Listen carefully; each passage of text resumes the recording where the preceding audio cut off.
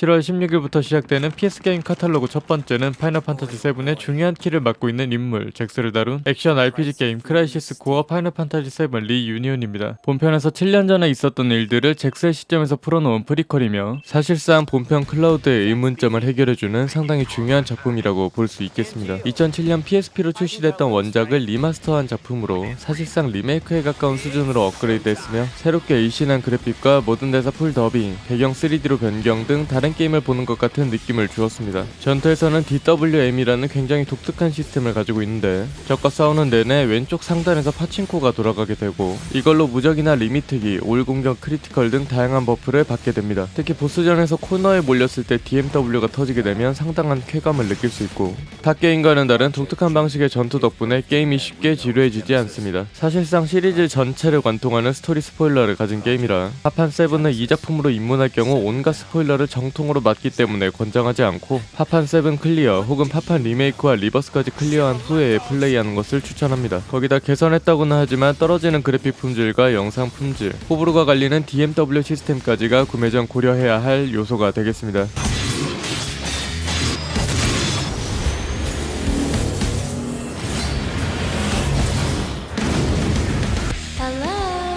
다음은 인간과 좀비의 혼혈이 주인공으로 등장하는 독특한 생존 서바이벌 데드크래프트입니다. 이 게임은 좀비 사태로 인해 황폐해진 세계에서 복수를 꿈꾸는 리드의 이야기를 다루고 있으며 인간의 시체를 씨앗으로 삼아 강력한 좀비를 생산해내는 크래프팅 시스템도 가지고 있습니다. 주인공이 하프 좀비다 보니까 인간은 먹을 수 없는 음식들도 섭취할 수 있는데 그런 걸 많이 섭취하면 좀비 수치가 올라가게 되고 인간성을 잃어 주변 사람들이 도망가게 되며 인간다운 음식을 섭취하게 되면 좀비성이 줄어 강력한 좀비 기술을 사용할 수 없게 됩니다. 때문에 좀비성과 인간성 사이에서 저울질을 잘해야 하며 게임이 진행될수록 이를 관리하는 특성을 찍어줘야 하죠. 전반적으로 다양한 좀비 및 악인들과 전투를 벌여야 하기 때문에 무기 크래프팅 및 아까 말한 좀비 부하가 존재를 하고 유혈 표현과 잔인한 절단 묘사까지 게임 자체의 폭력성은 상당히 높은 편입니다. 좀비와 인간의 혼혈이라는 설정부터 좀비 씨앗을 심어 수확하는 등 상당히 독특한 개성의 게임이지만 세계관에 걸맞지 않는 너무나 가볍고 허술한 스토리, 좀비 혼혈임에도 개복치처럼 나약한 주인공, 크래프팅에 들어가는 재료의 수급 과정이 상당히 귀찮게 느껴지는 점은 단점이 되겠습니다.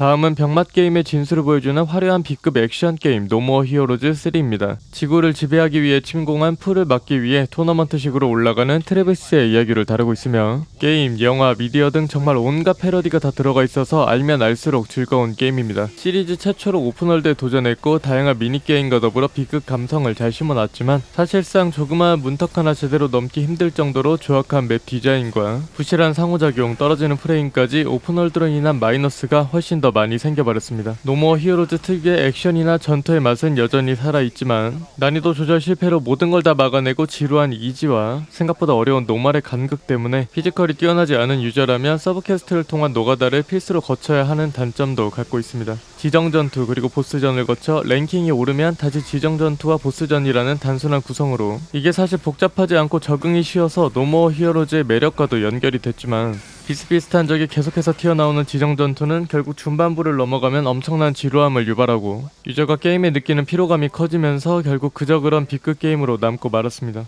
그래도 다양한 패러디가 들어가 있으니 생각 없이 적을 죽이는 액션 게임을 원하는 유저라면 추천할 만 하겠네요.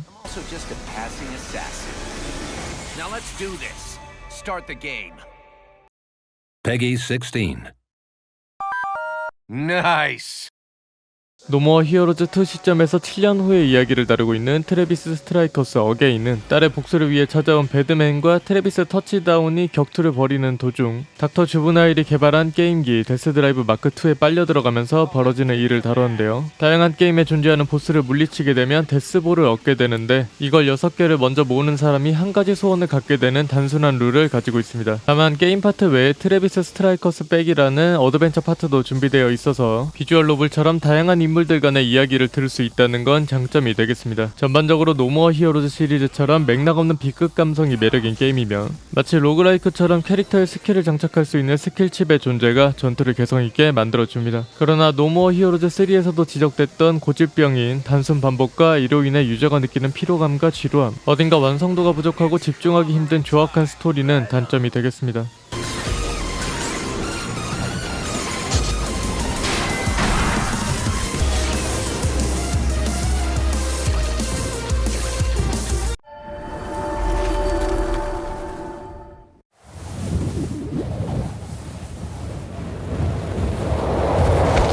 거대한 설산에서 즐기는 짜릿한 겨울 스포츠의 맛, 스티비 이번 카탈로그 마지막 게임입니다. 유저는 스키, 스노우보드, 패러글라이딩, 그리고 윙슈트까지 다양한 종목을 통해 설산에 도전하게 되는데, 설산을 미끄러져 내려오는 속도감, 점프, 활강 등 다양한 미션과 눈이 즐거운 경관까지 오픈월드 라이딩의 매력을 잘 살렸습니다. 사실상 메인 스토리는 없는 편이고 다른 유저들과 만나는 것도 쉽지 않아서 온전히 혼자 하는 라이딩 자체만 담겨 있다는 건 유저들에겐 아쉬울 수도 있겠습니다.